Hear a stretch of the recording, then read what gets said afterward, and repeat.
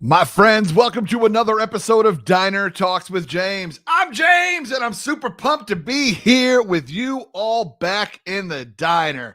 Y'all, I'm excited. I'm talking to a friend of mine from New York who currently lives on Long Island. So when we talk in diners, we actually talk in diners. This is so exciting. How many mirrors you got in your establishment? If it's not all of the walls, you're not a New York diner, okay? If you don't have dry cake spinning in some sort of spinny contraption, semi-refrigerated mechanism, it's not a New York diner, okay? If you don't randomly have a selection of alcohol that no one's touched in years, it's not a New York diner, my friends. But Leslie Meisel knows what a New York diner is, and I'm excited for you to get to know her. Let me tell you about her. She is a certified Reiki practitioner. I have no idea what that means, but I'm excited to learn. Also, she is an actor, a writer, director, teacher, and in college worked at a bowling alley thinking it would be exactly like Grease 2. It wasn't. Leslie has been doing Reiki for a number of years throughout her own healing journey of about 10 years, working with Joan. Shout out to Joan. That's all the information I have about Joan. I love that she's just kind of an ambiguous figure in the middle of the bio. But either way, I'm excited to learn about how she's found the benefits of Reiki and how it's so much so that she wanted to pass on that knowledge and healing to others. Leslie and I met while she was writing, directing, performing at the Upright Citizens Brigade Theatre while I was taking classes and desperately trying to get those people to think I was funny. Okay, let's keep moving. But I have worked alongside with her, aside of her, at a very random job that we can't wait to talk to you about. And she is just one of the most genuine souls that I know. Was immediately drawn to her energy, to her essence, to her humor, to her love. And I'm just excited to get to hang out with my friend, with you in the diner. So grab a milkshake because here comes Leslie Meisel. You are so cool. How are you? Hi. Did you say I'm so cool?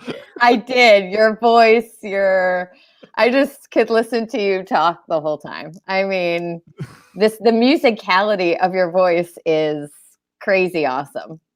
Well, thank you, is that weird? Is that weird to start off that way? One of the best compliments that I get when I'm giving speeches, afterwards people come up to me and ask me if I do slam poetry. Yes. Which is just a really, it's cool, right? I intentionally try to speak with cadence, especially in my rehearsed speeches, because we all have a vocal fingerprint. It's another way to add intrigue. And so, so I'll take that compliment to the bank, Leslie. Thank you. Oh, do it. Cash it. See what you get. Because, it's probably already coming back to you in priceless amounts of love. I hope so. No, it is. It is for sure. Yes. Leslie, I'm stoked to be here with you. Now, you live on Long Island, where I grew up. You live about maybe 20, 30 minutes from where I grew up. And so I know you're no stranger to a New York diner. You also lived in the city for quite some time. Yes. And so I'm wondering, show's called Diner Talks with James, because I think the best conversations happen late at night with the friends you never want to leave over the food you shouldn't be eating. Amen. Amen. That was a lot. What is a late night guilty pleasure food for you? If you were to go to a diner late at night, what would you order? So it's interesting. So typically, I always got an omelet. With like feta cheese and spinach. And then you had to get the hash browns or like the potatoes on the side. But I would tell them like, cook it really good. Like get it crispy and nice. So I probably stick with that. Maybe no cheese because I'm that gluten-free, dairy-free person at the moment. So if it's late night, maybe I'll just live it up and not care. Just get that cheese. But popping lactates tonight, baby. Hey, that's the extent of my partying at this point. It's like I'm gonna get crazy. I'm gonna go for some dairy. So I would do that, but there's also nothing like a tuna melt at a diner. That's also, so maybe I do both because it's been a while. I'll just go nuts. What about you? Let's Go go. hard. Yeah, I think I agree. The tuna melt's great, especially if they do it on an English muffin. That always makes me happy. Oh, It's a I've never great had vessel that. for a tuna melt. Okay. What's your go-to? Does it change? It does. I would say I have like a handful of things in rotation. I do a grilled cheese with bacon, French fries on the side, or I'll do a stack of pancakes, challah bread French toast, of course. Challah. Yeah. Sometimes I'm doing a waffle with whipped cream instead of butter because it's late at night. It's dessert. Would you ever order a steak at a diner? No. Okay. I would 100% never order a steak, and I would 100% always judge someone who did. Yes. Good. Great. Perfect. Because when you see your like steak and eggs and someone's eating it, you just hope they're going to make it through the day. You hope that like there's another day tomorrow for them. Mm-hmm. Yeah, exactly. I mean, everybody's got their thing, I suppose. I'm someone who is, when it comes to my meat, especially like burgers, steaks and stuff like that, this is bougie and that's fine. I can own it. We all got our little things. Yes. But if you don't ask me what temperature I want it cooked, I'm probably not ordering it. Oh, that's fair. Yeah. Like, how would you like it? Yeah, Medium rare. Okay. Because otherwise it's coming out. It's coming. If you order a steak at a diner, it's coming out well done. Yeah. Oh, but easily, if not more. Well, I think because it's like, where's that meat from? So let's just cook it all the way, just in case. Yeah, exactly. Yeah, I get the health concerns. But no judgments. No judgments. Leslie, here's one thing that I love about you. I send out a little bit of a questionnaire to anybody who's going to be on the show. I ask for, things like a bio, headshot, whatnot, all the kind of things that you need to get going. And then I also just kind of give people some questions just to get their brain churning about stuff that we may talk about. And I love this because you actually sent me your answers. And that rarely happens. And it makes me very happy when it does happen. And so I want to share. I want to share one with you. I asked, please think of 3 random facts or quirks about yourself. And the two that you shared are also 2 that I share. And so that's why I bring them up. While we're on the topic, you said burgers. So this made me think about it. I also eat all of my fries before the burger. Yes. Because no one. Oh wait, hang on a second. Yeah. No, you didn't write that down. That's mine. I just read my own quirk. Did you like? I was just like, I wrote that. Quirks that I wrote down about myself, just so you all know. Wait, did you read this before we spoke, or are you reading this in the moment? Yeah, I didn't read it carefully though, because literacy is hard. And I was like, I wrote that. I thought I wrote something different, but it was late. Funny. No, that's incredible that I just did that. I love it. So the examples that I give, and I'm now going to ask you for your 3 quirks and put myself out there, but the examples I give are, for example, the 3 quirks that I personally have, where I've never seen the movie Titanic. I eat all my fries before my burger, and I think I play with my belly button more than most people do. So those are my random quirks that I now had to out myself about, and that's fine. But do you have any fun quirks, Leslie? Maybe any foods that you eat in a unique way, or or things like that? Yeah. Well, reading yours made me think of one thing about a burger, which I thought you were going to go into, but I was like, I didn't write that, and that could be true. So it kind of goes back to my Grease 2 obsession, and I don't know how well you know the movie. This is very specific, but there's Michelle Pfeiffer is in a diner eating a burger and fries, and she puts mounds of ketchup on each bite, and she's like talking, and she's beautiful, and the way she's talking makes it look amazing. So my quirk is every time I eat a burger and my fries, I think of Michelle Pfeiffer, and a few bites I try to eat it like she does in that scene. So that's, I think, very odd. I think that's an odd thing. That's delightful. I just picture you getting this sparkle in your eye at one point, like a few bites into the burger, and like all of a sudden you like snap into character. A little bit, but what's odd is like in the scene, she's talking with a mouthful. So when I kind of try to do it in the way that she does it, which is like so cute, I think I'm like, I'm being disgusting. Like no one understands the context that I'm doing it. Like, hey, do you know this? They just think I'm talking with a mouthful of food. So I try to be a little bit more aware of that quirk. Yeah. That's a weird one. Now that you have to role model for your son, these manners. Oh, the manners, the eating with your mouth closed is a huge one. And I think it's because I grew up with that. But with my dad, like that was a main thing. Eating with your like manners at the table. And I get it. Like I'm doing the same thing. I'm literally a robot because of my parents, which we can get into about other things. But I think that's a positive one. Sure. Yeah. Yeah. My dad, on the other hand, Tina is someone who can't stand when people are loud chewers. So she always has music on during dinner, and like intentionally so to help to spare herself from whatever sounds are emanating from people's faces. And my dad is the opposite of your dad. My dad's a loud chewer, a lot of smacking, it's just a lot of moisture. I don't understand where it all comes from. And that unfortunately at that moment, typically we're at their house because we've traveled to Long Island to see them. And we can't be like, can we put some music on? And Tina I just look at her face and she just gives me that kind of laugh. But you know, what's beautiful is that you're still together and she accepts it and she still goes. It's all, exactly. Yeah. For sure. Not a hill that she dies on. No. So true. No, not a hill that she dies on. I might use that at some point. That's a good one. I mean, it's a scary one, but it's a good one. Yeah. You're right. Yeah. So Leslie, where, we're talking about growing up a little bit. Where did you grow up? And what did young Leslie want to do when she grew up? Oh, okay. So born in Philly, raised in Florida. I probably could skip the Philly part, but I feel like there's part of my blood that still wants to own the that north part of me. Yep. So I grew up in Florida, near Fort Lauderdale, and little Leslie. So when you asked that question, the first thing that popped up in my mind. So I think I always wanted to do acting, lawyer, or doctor. Like it was just those three, or psychologist. It was like all those always came up.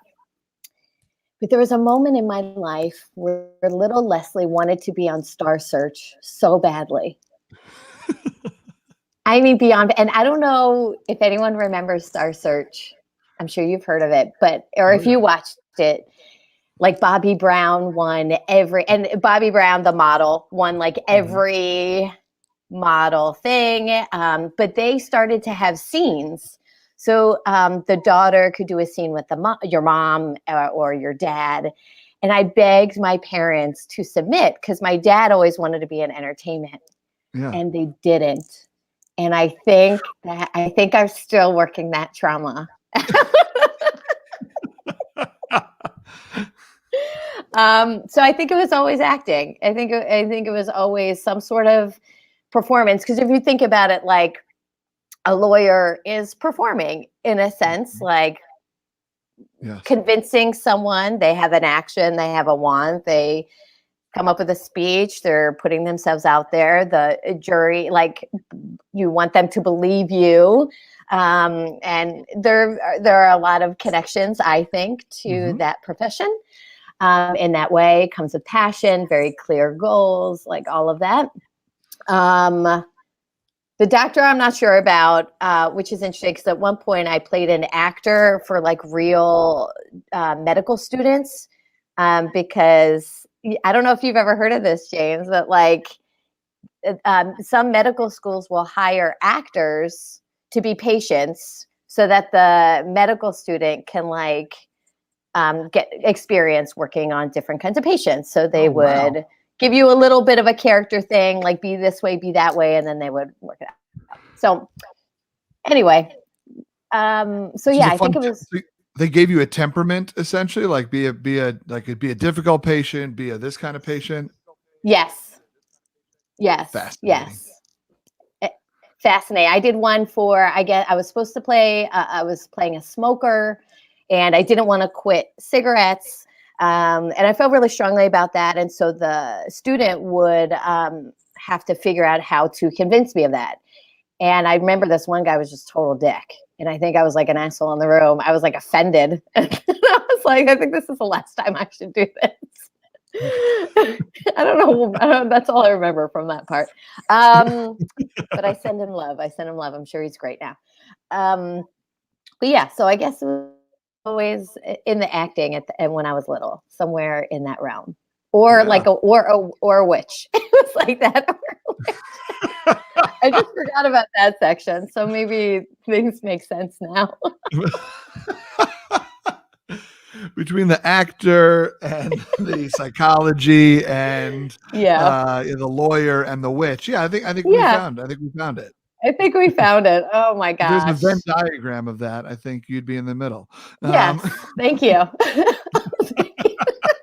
Oh God! I say with love. I'm rambling. I'm gonna take a sip of coffee. Diner coffee. Okay. That sounds good. The idea of wanting to be an actor when you were young is beautiful. Did you remember watching something that was like, oh, I want to do that? Like, was it Grease? I wanted also to know why it's Grease 2 and not Grease 1. Was it Grease 2 that did that for you, or no. Do you remember watching something and be like, this is what I want to do? That's such a great question. Annie comes to mind. I would do like dance classes. I think it was just my imagination. I wanted to, if I had to like really, really think about it, I think it was the playing. I think it was playing, using your imagination, playing. I used to love crying on cue and like pretending I was sad. I loved singing and dancing. And you can just get lost in someone else's world in a way that was really playful. So I think as a kid, it was that. And then even when I was young, this is interesting. I haven't thought about this in a while. And this is going to sound so crazy, but you know what? We're going for it. I remember seeing something with Janet Jackson. And she was like at a kid's hospital helping people. And I thought, okay, so if I make it in the business and I become really famous, I can help people on a really big scale. And for a very long time, that was part of what I thought would just be the natural steps. Like I'd be acting or singing or dancing or something in the entertainment field. And I'd be able to, on a very powerful level, have doors open for me in that way to be able to help like sick kids or, like give a wish to somebody. But I think I married those two things together. I needed that kind of opening on some level of entertainment. I can't think of the word, exposure. I guess I needed that level of exposure to be able to help on the scale that I wanted to when I was a kid. Mm-hmm. Yeah. Yeah, it's funny. I totally get that. When I was taking classes at UCB and doing stand-up comedy around New York and getting in the improv scene and trying to figure out how I could get in front of more cameras. The goal was, yes, to be on camera and to be in a show or get cast in commercials or whatever. SNL was the dream at the time. Yeah, same. Right. And so, but it was always in the back of my head, it was like, I want to get to this point so that I can help people do X, Y, or Z, or I can have a platform to talk about things that I thought that mattered in a way that people might listen. Or, it was interesting. There's always been an innate educator inside of me. And so acting was the way that I thought I could get to a place where my education would reach the most people. Wow. And so I totally hear what you're saying in that way.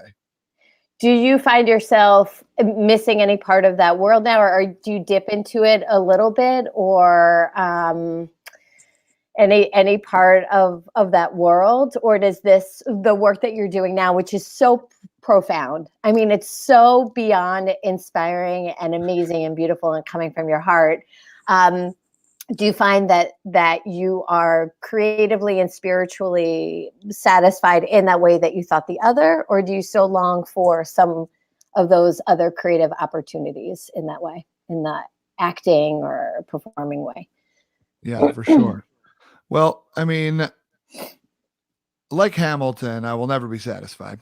Um, and the oldest Schuyler sister, but still, so yeah, I mean, I would say that what you just said is something that's a constant struggle for me. And I was actually just talking about it last night with some friends and my wife about like, what is enough? How do you know when you have made enough money? Especially, as an entrepreneur, it's not like I have a set salary, right? And so, I'm fortunate enough to have built a business to the place where it is stable and I know I'll be able to make a living wage. And so I'm good there. But then like, okay, so after that, what's enough? And that's an interesting concept to think about, and one that I frequently struggle with, so much so that it's what I teach, right? Like that I teach people what I'm currently working on around, embracing those imperfections, knowing that, how do you know when you're enough, and things like that. And so yeah, but yes, in a certain way, that's what I love about being a professional speaker, is that it has melded those two worlds together, right? Like I'm able to be on stage and it's definitely pouring into people, trying to get them to pause and think and be like, oh, what matters to me? Or, oh, I never thought about it that way. Or, right. Trying to shift perspective. But at the same time, I'm getting the fulfillment of laughter. I'm getting the fulfillment of feeling impact, right? So it's been a cool way to kind of still scratch that itch. Yeah, I can see that. That makes sense to me, because I feel the same way in the healing work that I do. Honestly, it's interesting. And I read the creative, the artist way. Maybe it's the artist way. Artist way. Mm-hmm. I didn't do the whole thing, but it has a quote in there that says, creativity is a spiritual issue. And I understand that now, connecting to my spirituality. But I'm sure when you're doing the work that you do, it's coming from an alignment with some sort of spirituality, which connects to your creativity, which is what you're doing when you're speaking. So it feeds that same want, or that same feeling, whether you're doing it in front of a camera, in front of an audience. And I would think that even the work, like when we would do stuff at the Ride, as I can remember, like that is speaking to people. They're feeling something, they're healing, they're feeling good. They're present in the moment, whatever it is, you were doing the same thing in a different way, which I think is cool. Yeah. That's real. I don't know if I connected those dots in the moment, because I worked at the Ride. Initially it was just a little side money, but then it became the only money, because I left the job because I didn't feel valued there. I didn't think their values were in line with what I thought should be happening in an educational institution. And I applied to a whole bunch of other jobs and was told, you're just not quite the right fit. And I was like, well, I'm leaving this job and I'm gonna figure it out. And so I paid my rent up in Harlem for almost a year, by freestyle rapping for a random tour bus company around Times Square. Enter the Ride, Leslie, which is, you and I met. You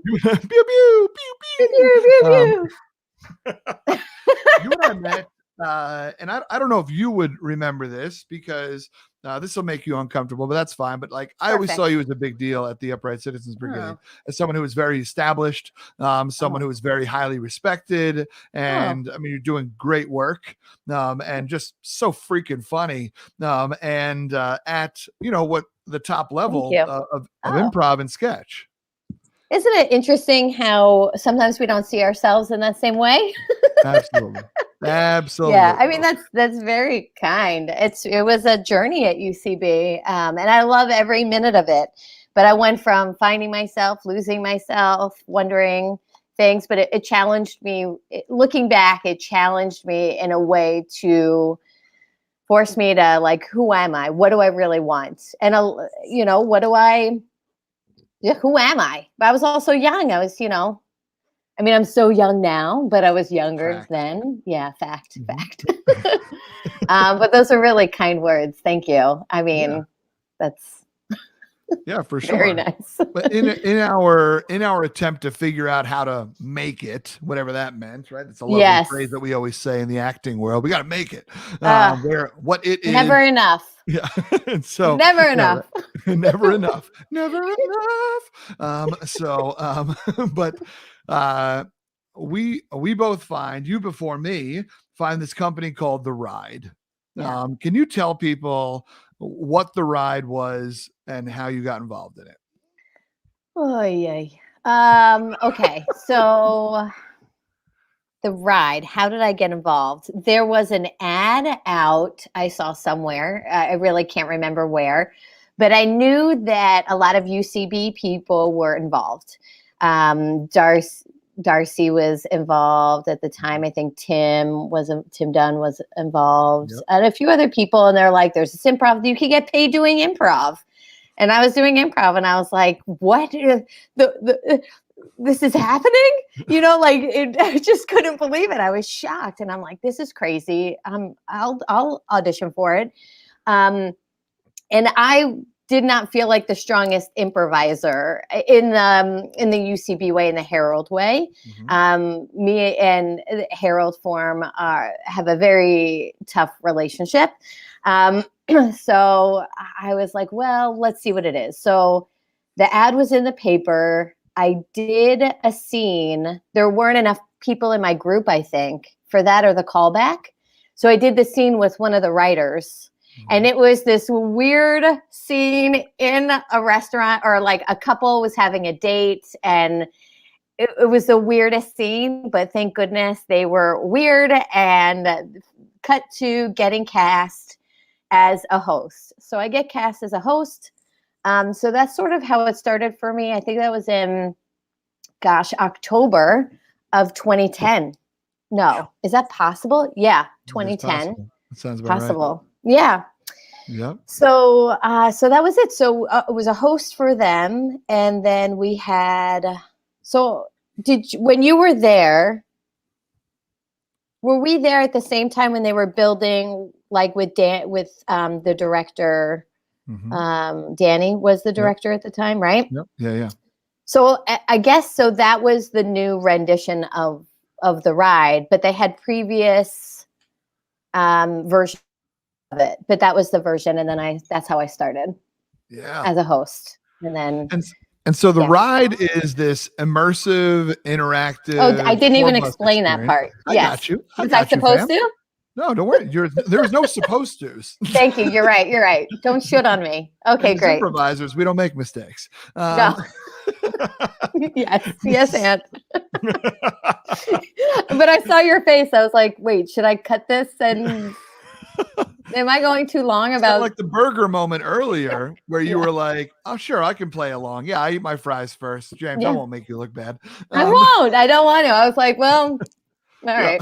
No, but so The Ride is basically what they did is they took this giant tour bus, they chopped half of it off, and they made it all glass, and they took all the seats and pointed them at that side of the bus. So you rode down the street sideways. There were two hosts on there wearing lab jackets who were conducting a scientific experiment on what makes you New Yorkers unique.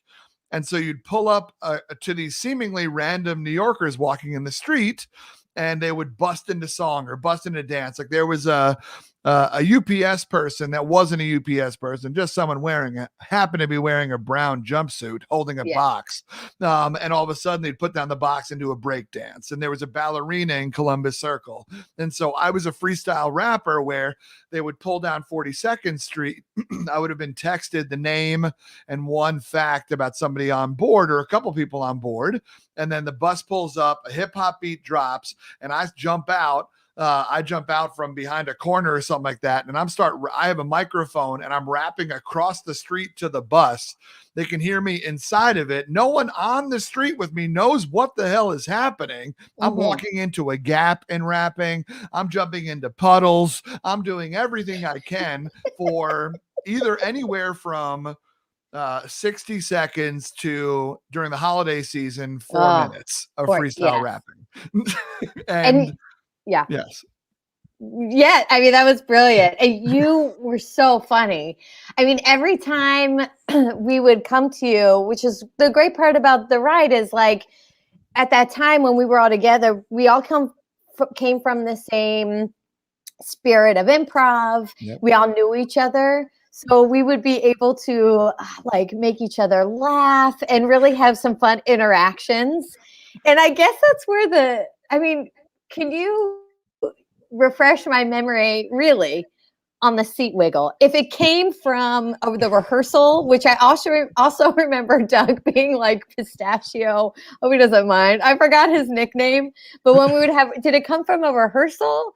Was it something that you threw in there and I just loved it so much? That was it. That was literally like, there was one time where I did it the first time where the bus came out and I was like, everybody do the seat wiggle, do the seat wiggle, do the seat wiggle, do the seat wiggle. And then I would start rapping. And I remember, I mean, as an improviser, if the audience laughs, then you're supposed to repeat that again. And right. You told me that was hysterical and it really worked. And so that became one of my signature things. Yes, it just had a group. It was like, I don't know. It was like if I was almost going to say Barry Manilow, but I meant Barry White. It was like if Barry White is being silly, but it had that groove to it. It's like, who else can do the seat wiggle feel like so groovy? I don't even know. Yeah, it was like, do the seat wiggle. Whatever you do, it's just... It was cool. It was cool, man. TikTok that seat wiggle. I put some stank on it, Leslie. You did. That's it. And people became to know. It was known on the ride as Jimmy Puddles because I would always, if it was raining, I was jumping in puddles. I think the costume people were not happy with me. But that is what you got to do. Really, well, that's what's so interesting about the ride and when it works is like you go for it. You're not half-assing it, but you're not putting yourself in danger. But you're doing what you think is fun in a safe way for like the entertainment part of it without being like unsafe or whatever. Yeah. Like I said, in that way. And as the time went on at the ride, I felt like that started to be lost, but it also... I think there were a lot of things that were happening within that company at that time. Oh, yeah. But the spirit of that time with those people, it was just, I think we were all, maybe you tell me, so excited to get paid for the fun we were having. It was like, do these people know what they're doing? Like, it was like we fell into... Candyland. It was incredible. There were 2 buses an hour. And I was on 42nd Street between 6th and Broadway. And there are 2 buses an hour. I would rap for, like I said, either a minute per bus up to 4 minutes during December. And then I would go sit in Bryant Park and have a cup of coffee with Patrick Lovejoy and talk about deep life stuff. And I got paid $25 an hour to work for 5 minutes. Right. And you made more than that as a host, I know, because I was trying to get in that building, but still, like, why didn't you? Oh, sorry, go ahead. Finish your thought. And then, okay, go ahead. What we were making and to have the fun that we were having as friends, like it was really cool. Like we're all winning right now. Yes. Right. And that was it was such a fun energy, and it's a good product, right? Yes. It was a good product. So yes, brought so much joy. The rapper role, all the roles are really hard. I still, for the years of I was at the ride, also the rapper role, you guys brought, with you and Patrick and the other rappers that were there, just mentioned, and Doug, brought not only the linguistic proficiency of rapping, but the humor and the comedy that came with it. Mm-hmm. I mean, I don't know if people understand. Mind blowing. The talent and the way, I mean, like I'm still in awe of that, because you're editing, you have things that are happening on New York streets.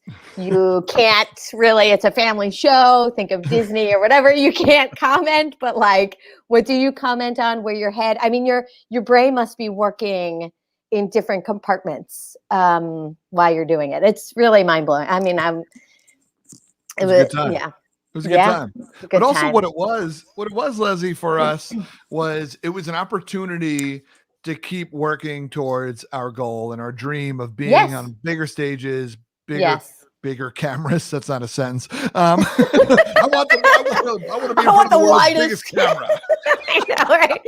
I can't wait to work with a camera the size of a house. I don't care who's on the other side. I want it to be a big camera, big lens. With a big lens. And a big light, with a camera light on it. Exactly. And so that was the beauty of it, because I mean, the acting career, directing like you do as well, like it's not for the faint of heart. And I'm wondering, from the ride moving on to, almost where you are today, because like you mentioned, like that was back, 2010, 2011, that whole era. We're 10 years later from that.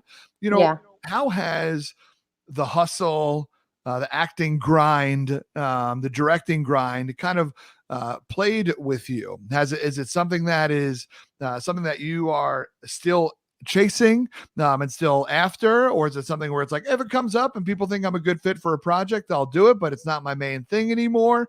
Like, what's your relationship with that field right now?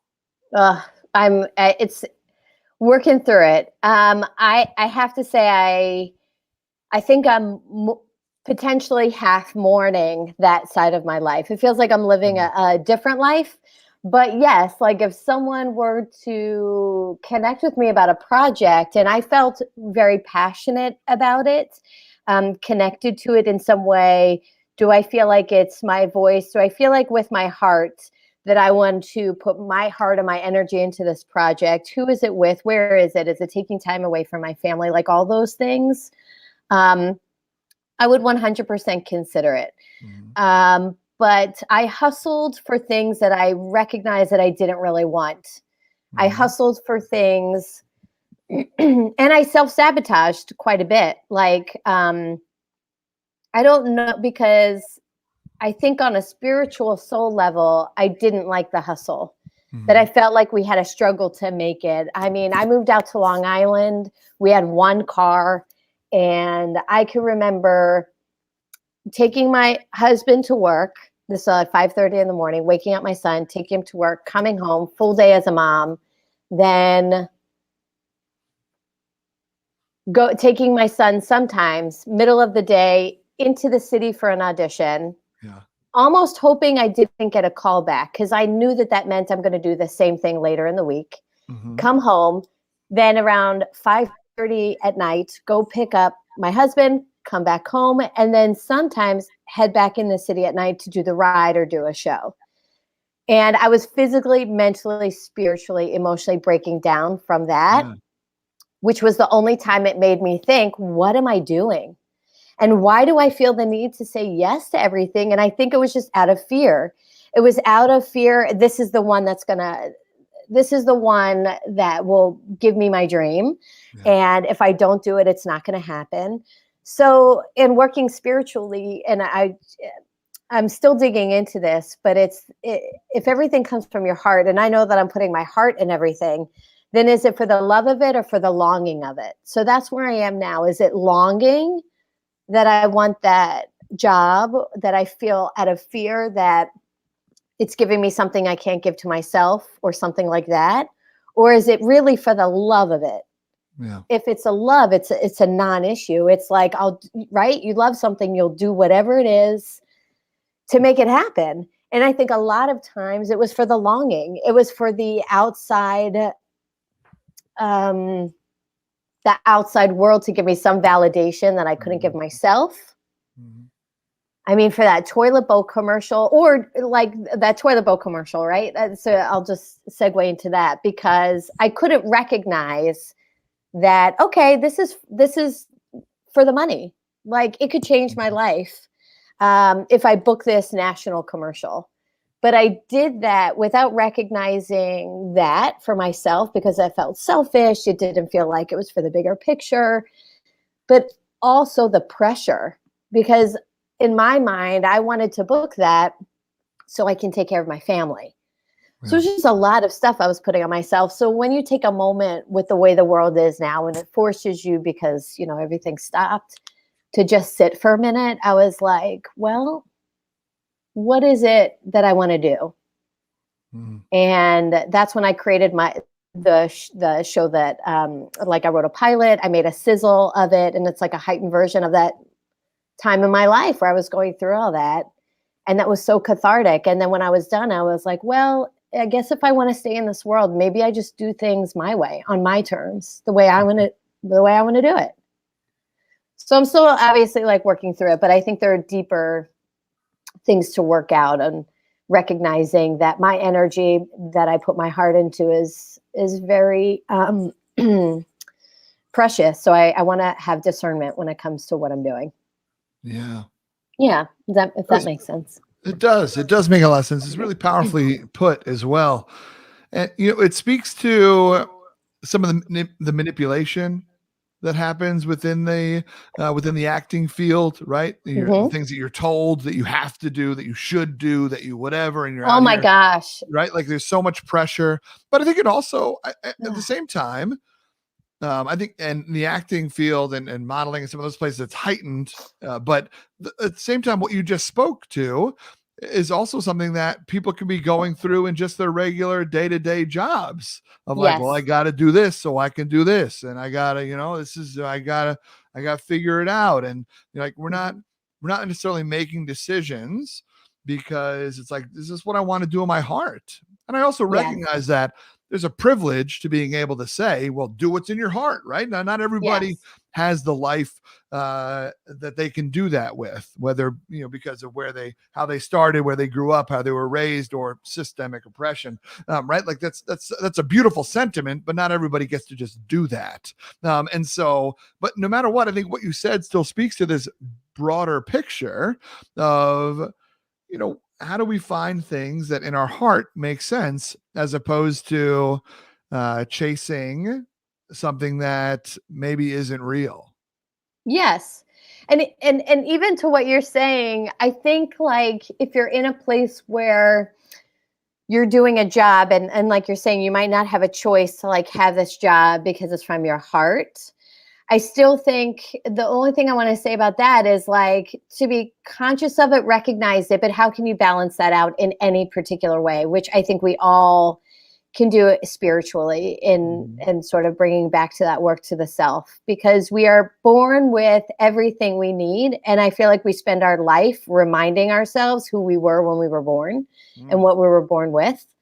And I'm not talking material things. I'm not talking about, because I guess in my world, right, there's what's earth offered and what's heaven sent in a way. So the earth offered is the material plane, and the heaven sent is the spiritual place where what we can't see is still exists, and energy and things like that. But to clarify, even connecting it, I couldn't say to myself, it is okay that I'm doing these auditions. I don't like them, but I recognize I'm doing them because it's literally to make money for my family, because we need money. Like, I can't not work. This is what I'm doing. This is what, and I recognize the privilege I have by even saying that. But it also came from, I mean, I worked in a restaurant and bartended and busted my ass for a really long time. Yeah. And then I finally was like, I'm going to just take this risk. But even then, I just sort of hid that reality. I don't know if it was like shame, or it was just like I couldn't recognize that. I couldn't just say to myself, you're doing something you don't like, but you're doing it because you have these goals. So if you're in a job that you don't like, but you're like, but I'm doing it because I want to provide for my family, I have to provide for my family, then where can the love of providing for your family start to enter in? So we just see things just slightly different. It doesn't even have to be a huge change, but then every day is not miserable. Then you're not out of alignment with your truth and your honesty and your core. And I think I missed that for a very long time because it was very much fear-based. Yeah. Does that make sense? It does make a lot of sense. Okay. Yeah. And I think, there's settling is something that I've always feared, right? Like I remember I had to come up with like a password phrase for some account that I created a while ago, and my phrase was never settle. And that's you still great. have that Good, password? nice, solid. Sorry. You still have that password somewhere? Yeah, look it up. Yeah, that's cool. everywhere. Yeah, now it's thanks. just never settle one. Oh, but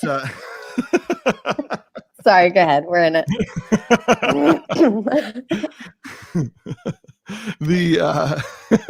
But and like there's something to be said for that, right? Like I'm an entrepreneur, and so there's an entrepreneur's mindset, and there's something in there. I always told myself you have to earn the right to say no. And I think actors tell themselves that as well, right? You have to earn the right to be able to turn down a role, as opposed to, right. And that's not always the case. And so that's why I love the way that you're speaking about it. And I'm wondering for you, Leslie, this didn't come up while you were rolling by in the bus and I was rapping. So maybe it was around then, but what was your journey with your spirituality? Was that something that's kind of always inside of you, or is it something that, once you moved to Long Island and created a little bit of space, right? Good old Long Island brings out, you got to find spirituality out there. Otherwise you flip everybody off. Pretty much. But still, but once you created a little bit of space it is such a powerful move for someone who wants to be an actor to move just outside of the city. It doesn't feel that long. It doesn't feel that far, but it feels like you literally just put this giant gap between you and your dreams. I moved to Jersey City at one point and I was like, I think I just gave up. I think that's what just happened. Yes. Right? Yes. It's literally just across the river. Yes. Right. And so anyway, that's why I bring that up is, I don't know if that's when it happened for you, when you created a little bit of that space, was there something that was able to fill it, or what, how did you find your spirituality, or when did it come to you? So, just cut me off or ask me questions as I go. So I think it's always been within me in a weird way. When I was a kid, I would sit outside and I would like talk to the wind, but I thought I was pretending, right? That's where the witch came in. And I'd be like, winds from the east and winds from the west. And then the wind would blow. And I'd be like, oh my God, did I just do that? I'm freaking out. So, and then I was sort of into tarot cards. Cut to, I used to do this, which I wouldn't probably do today, but forgive me. I did this like Bulgarian gypsy lady. Her name is Layla, as a character. And I would do that game, that improv game of like psychic, like, is there a B in your name, a B, a D? Could it be an F? Maybe a Z? Like she wasn't really right. Yeah. Very fun. Glad I just did that voice for you. Me too. Yeah, thanks. So one time I did it at a friend's bar and I started picking up like actual facts about somebody.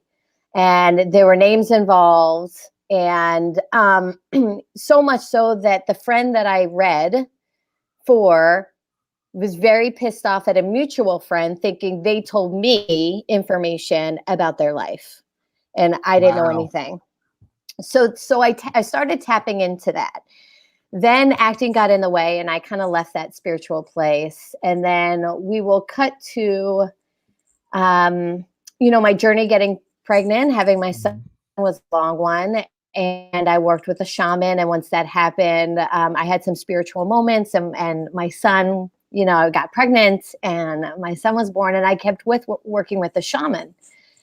And we kept going back to spirituality, but because of the acting, I guess I never like if I gave room for the spirituality, I'm taking away from the actor that I want to be, or, whatever issues I was working through. Cut to moving to Brooklyn. My husband's dad passed away and the house got too much for his mom. So we bought the house that my husband grew up in. And I'm on the stairs, very odd. So I had this in 2016. And so we spent about, I'm going to say, it was somewhere maybe like actually, no, I remember. I fell on December 4th because it's my niece's birthday. So I think we were there for not that long, I guess. And I fell on the stairs. And when I fell like straight down. No, it must have been longer. Mind you, the hustle to the city I did not want to think I was giving up. So I hustled even more. And I mean, like I was so skinny and I was running around. I wasn't taking care of myself. Boppity boops. I fell on the stairs. And in the moment I fell straight down, it went black. I saw a little bit of a light, but my voice said, I don't want to die like this. And then somehow I landed in a very odd position over the balcony of the stairs. We're talking like on carpet. I wasn't like smashed or anything like that. But there were like 5 stairs, which I should have, in theory, if I fell straight down, would have gone straight down the stairs. But somehow I like fell down, went over the balcony and landed just odd. Didn't know how badly I was hurt. Went to an audition for Orange is the New Black the next day. I had to be holding a baby, having a panic attack. But the way that I was feeling, I booked it, I think, because I was living through it from the feeling. So it turned out I like disaligned my pelvis and broke my coccyx bone. And I was a mess. I thought that I was dying because my body was doing something from the shock of, it's like getting in an accident. Yeah. So I really thought I was dying and I was losing myself. So I met with my shaman. I went, it was Mother's Day weekend. I might get a little emotional on this because I said to my husband, I was like, I need to do this. I need to go for 4 days and I need to find myself again. So I did. And then when I came back, I said, I found myself.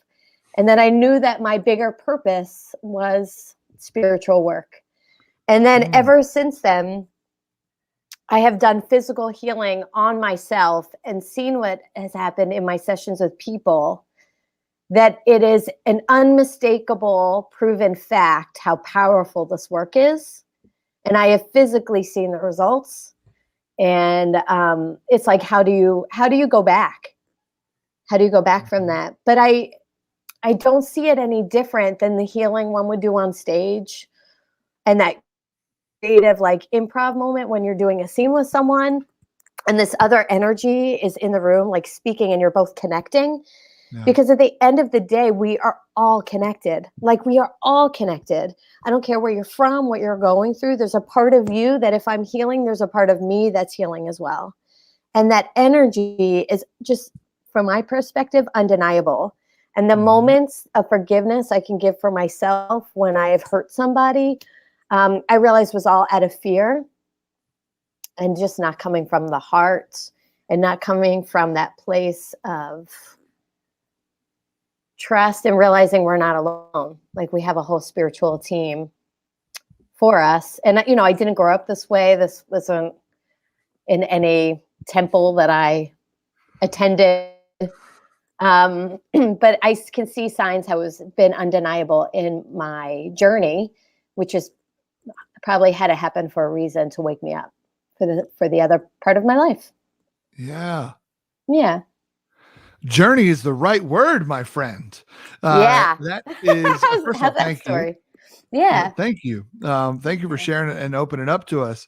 Yeah. I don't know why I thought you were going to tell me that you fell down the stairs and therefore there was like bad energy in the house and we got to get out of the house because the stairs are, you know, that's why I fell a certain way. And I thought that's where we were going. And then we went this other way, which is great. Plot twist. No, we still live in the house. I just saged it.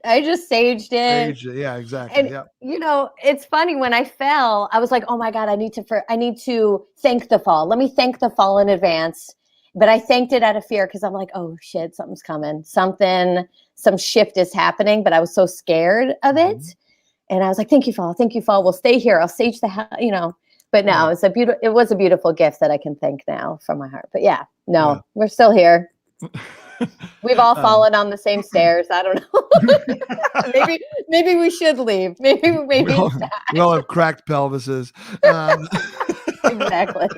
Ay, ay, ay. Quite literally, the stairs are a pain in the ass. Hi-yo! Hey-yo. All right. Thanks, Clang, y'all. clang, Thanks for clang, coming to clang. the episode. The whole thing built to that joke. And scene. Yeah. Hey, So Chihuahua. that's beautiful. That's Thanks, man. beautiful. The journey Thanks. to it. And Thank it's you. so funny. I love the idea of young Leslie literally doing witchery of like, I just started the wind. Right? Oh my God. Yeah. And then I get Yeah. scared. That still happens now when I'm doing some spiritual. I was like, oh my God, I asked for that. What was that? I don't know. Yeah. Right. Yeah. Yeah. Yeah.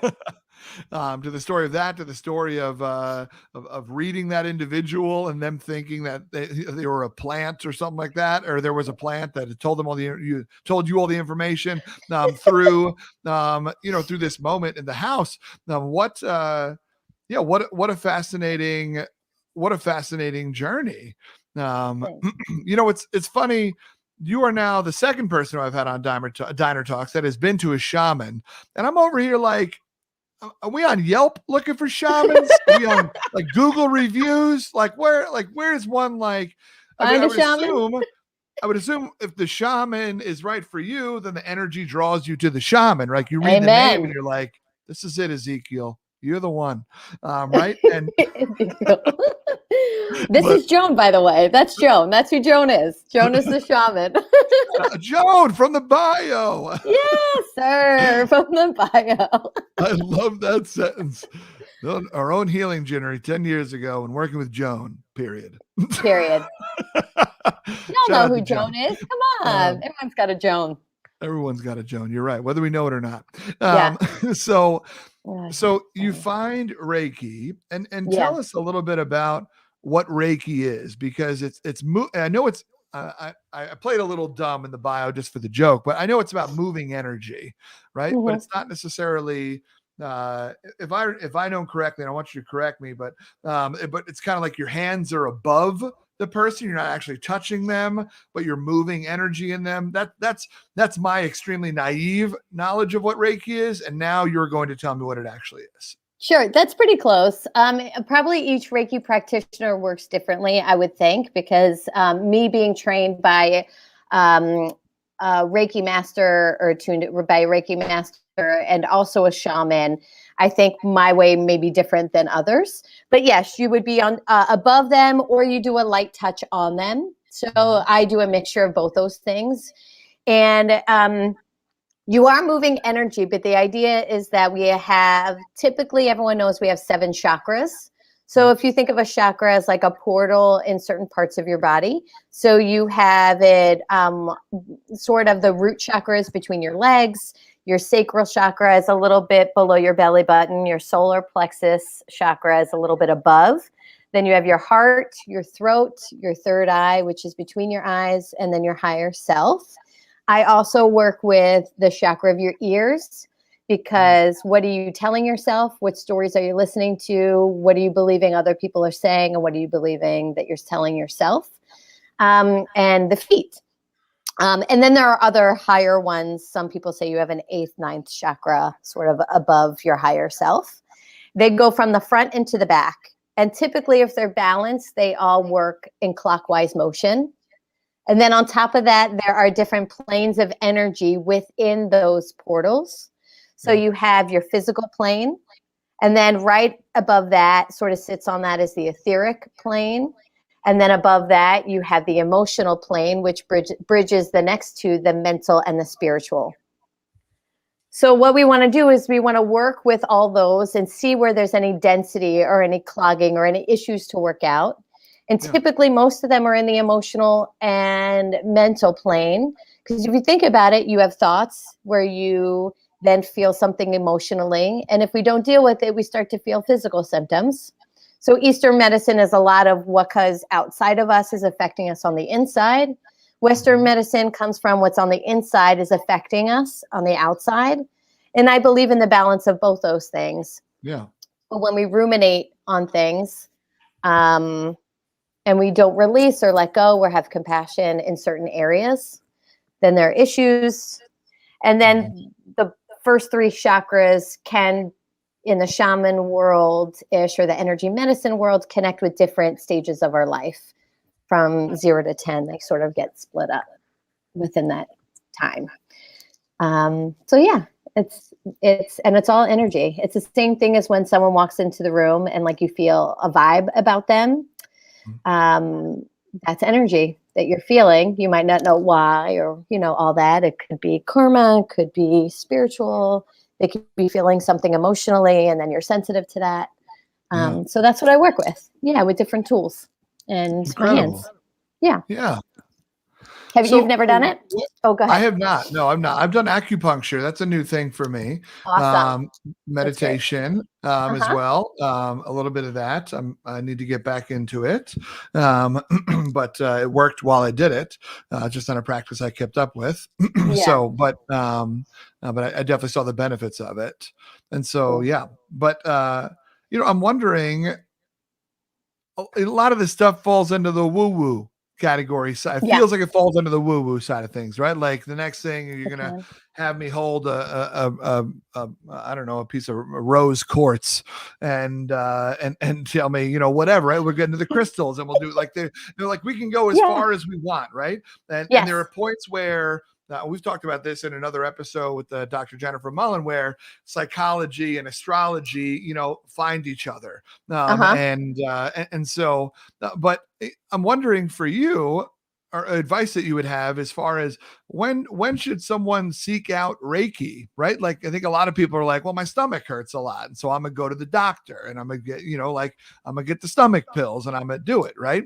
But there's a chance that, your stomach is in, your sacral chakra and there's maybe something going on there and it's different, right? Or the tenseness that you're feeling up here isn't maybe if you keep having it over and over again, in your neck, it's not just that you would need a new pillow or something else. It's that you're carrying something, right? Like and so I'm wondering for you, when do you suggest someone seek out a Reiki master to be like, maybe there's something else going on here?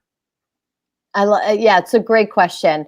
So Reiki, should never take place of a medical diagnosis, or if you think that you need to see a doctor, do it.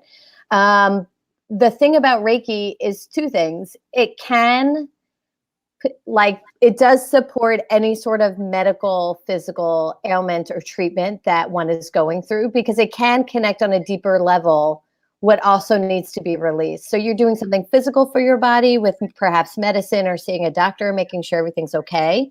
At the same time, there might be stuff in your mental and physical place or in those chakras to release. So one could be you're having that neck pain. You've seen all these doctors, you've gotten all these tests, you have no answers, none whatsoever. Maybe you try acupuncture and Reiki, see what happens. The other is you feel off balance. You don't feel like yourself.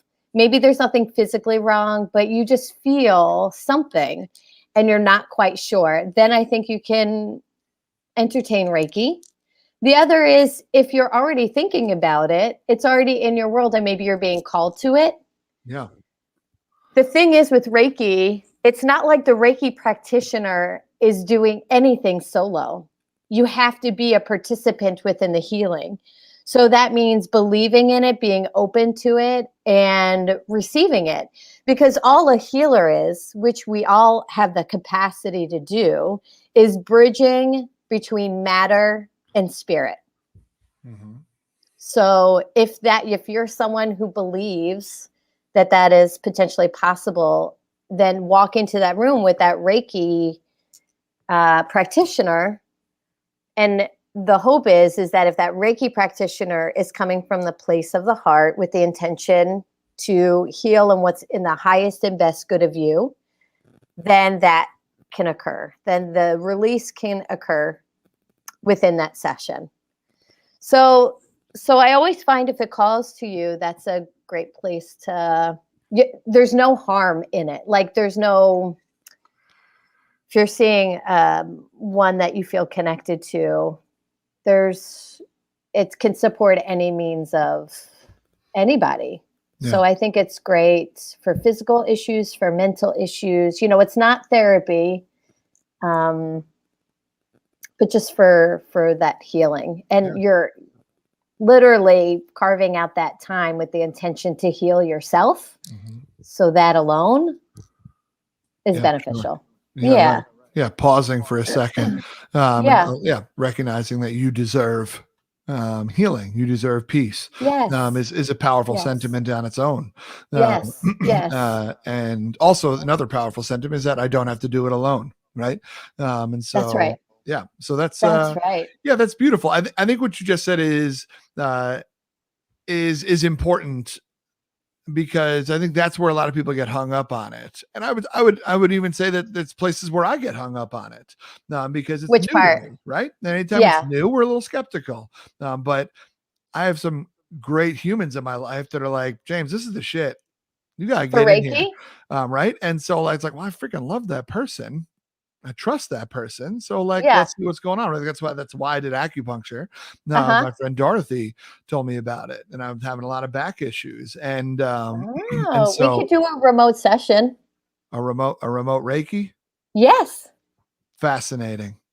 Oh, think about it. I'm open to it. I would be an energy of love, just for connecting and the work that you do to connect. If you wanted, I could do a remote Reiki with you on the phone. If you give me permission, I could just work on you and you don't have to do anything. We might pick a time where I know you're not running around, and we don't even have to talk. You just give me permission to check in with your energy, and I can just see if I pick up anything, and then I'll tell you what I feel, what I see, what comes up for me. I'll let you know. If it resonates, awesome. If it doesn't, take it with a grain of salt and call it a day. And if you feel differently, we check in with each other. Fascinating. You have done, I remember you offered a free tarot reading or something like that to people, and I got on Instagram. You pulled a card for me. I remember that. How did that resonate? Do you remember? I remember it hit. Okay. It hit. Yeah. I think, I don't remember what it was now. That was like a year ago, but sorry. Okay. Never mind. I put you on the spot. I apologize. I don't remember the card. Yeah, no. Fries and burger. We're so sweet to each other. I can go through my Instagram DMs. I can message you later. Great. Perfect. Yeah. So Leslie, it's been so cool talking to you. And just learning about this and learning about all the journeys that you have been on. And there's so much more that we can talk about too. But I want to be mindful of your time and mindful of the listeners' time. And so I guess I'm curious, I got your website here, lesliemeisel.com, but how can people get in touch with you for some of the healing work and things like that? As we learned, you don't just have to be on Long Island, apparently. But you don't. And I love that you weren't like, yes, I'm in. No, I'm not. Just fascinating. Let me process. It's a lot. It is a lot. It does work remotely. On my website, because I'm still in between worlds, I'll say there's the acting stuff, but I have a page of Reiki and a form there where you can fill out and we can talk if you have questions for me or want to book an appointment. So that's one way. I'm also on Instagram. So sometimes I do healing sessions, or tarot card reading, or group, small, intimate sessions, like a pick-me-up, just in energy. So I think it's at Meisel Ellis. Leslie. I should know that. Oh, there it is, at Meisel Leslie. Oh, good to know. Okay, I'm really good at that marketing. I think. Is it? No, I think it's. No, that is. That's it. It's Meisel Leslie? It is. Oh, nice. Okay. There you go. Perfect. Okay. Oh, it is. Good. Okay. So thank you for that. So that would be the two ways. My email's also on my website. Pretty much everything but my phone number. But if we chat, you'll get there. Yeah. If your energy's right, you'll get those digits. Let's go, baby. Oh, yeah. Get them digits out here. Leslie, it's such a damn pleasure to call you a friend, to hang out with you. I'm grateful. You know, a lot of my friends have left Long Island. And so I'll say this publicly and then you can hold me accountable to it. But since most of my great friends have left Long Island, when I come back to Long Island, I'm there for my family, but we got to get together. Oh, that would be a dream. I just respect you so highly, James. I think you are a beast of a person inside and out, just bringing so much joy. You're just incredible. So thank you. I'm really honored and grateful to have spent this time with you. Thank you. Thank you, friend. I appreciate you. You've been on the list since the beginning, and we made it happen. And we did. Thank you so much for being the badass human that you are and the badass mom that you are. And thank you for spending this time in the diner. And I hope you crush the rest of your day, Leslie. Thank you. And you're picking up the check, right? Yeah, no problem. Yeah, I got it. Okay, cool. Thanks. Y'all, that was my time with Leslie Meisel, a dear friend, a dope human, and someone who apparently can do Reiki on me from hundreds of miles away. I don't understand how any of it works, but I am intrigued, and I will take her up on it. I just don't want to give it the satisfaction of the moment. You know what I'm saying? You got to keep people guessing. So, but still, either way, I hope you enjoyed the conversation with her. And I hope that you, as you're thinking about your role in your own life and where you're feeling maybe stuck or just, you know, like, are you in a rat race? Are you shooting on yourself? Well, I should do this and I should do that. You know, what are the moments where we can bring and find a little bit of joy, a little bit of, well, what matters to me? Sometimes we just kind of keep our head down and we keep grinding because we think it's what we're supposed to do. And then our head pops off our pillows at the age of 45. And we look around and like, whose house is this? Whose kids are these? How did I get here? I'm going to buy a Porsche, right? And so there are moments for us to pause. And taking those intentional moments matters. You don't have to fall down some stairs to do it, though, friends. So dope getting to hang out with Leslie. And I appreciate you all for kicking it with me in the diner. I'm picking up the check this week, apparently. I'll put it on the business card. But until next time, my friends, keep punching small talk in the face by asking better questions. You all take care.